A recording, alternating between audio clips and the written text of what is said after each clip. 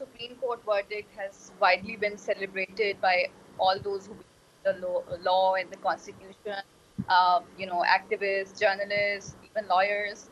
And it was a unanimous judgment where the Deputy Speaker's ruling last week was it was termed unconstitutional. And the Supreme Court said that the status quo as it existed before the Sunday's developments was kind of restored by the court, which was a very positive development because the constitution was blatantly subverted by Imran Khan and people on Sunday.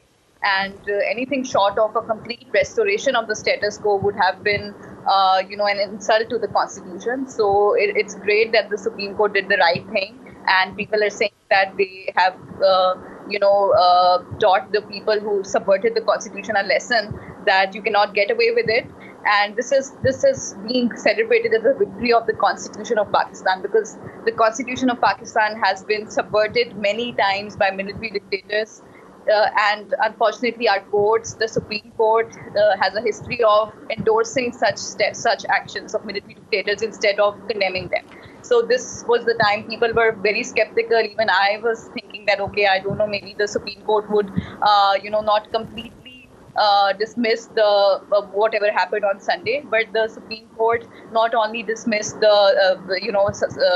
nullified the Deputy Speaker's ruling, but also restored the National Assembly that the Prime Minister had dissolved. And the court also ordered that the voting on the no confidence motion will take place tomorrow on Saturday.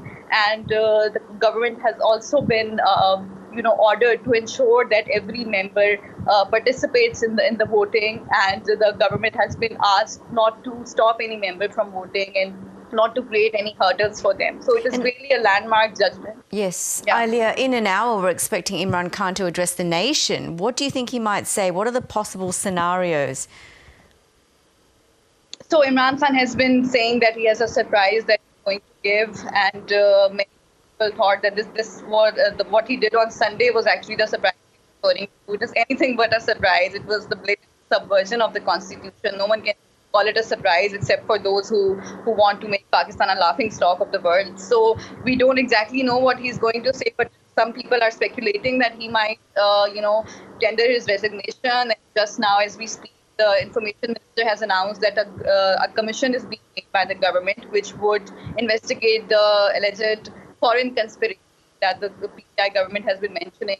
They say that the US is behind this no confidence motion that the opposition has brought, and the people in the opposition have been accused of having links with foreign conspirators. So the commission, which is headed by a retired general, a retired army officer, it would basically, investigate what the PTI government says is a foreign conspiracy against it.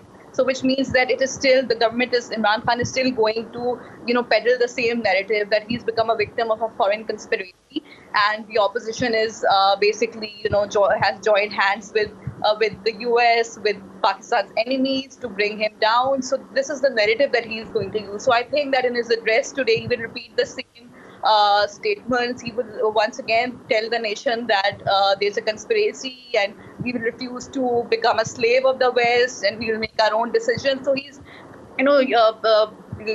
doing that populist, just promoting that populist rhetoric where he's, calling out people and just telling them that he's become a victim and the opposition is traitor. But the Supreme Court did not take notice of any such accusation that he made. Yeah. The Supreme Court said even the government's own Attorney General failed to defend this Deputy Speaker's ruling. He failed to, prove that there's some letter or conspiracy. Yeah. And just lastly and very quickly, what is public support like for Imran Khan at the moment? Yeah, so right now you see there's an economic crisis in Pakistan, and Imran Khan's government has clearly been unable to fulfill its promises. There has been massive unemployment. So people are, a lot of segments have grown frustrated with the government in the past few years. And, media, civil society, there have been attacks on democratic freedom of speech. So no one is really truly happy with the government. So he has certainly lost public support.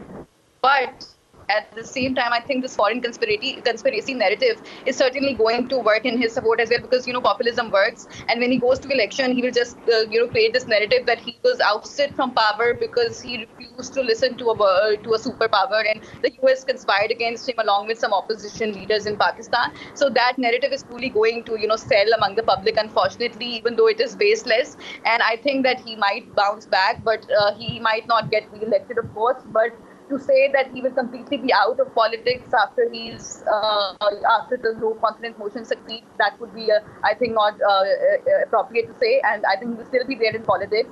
And we are yet to see if he makes a comeback or Yes. what happens in the next election. Okay.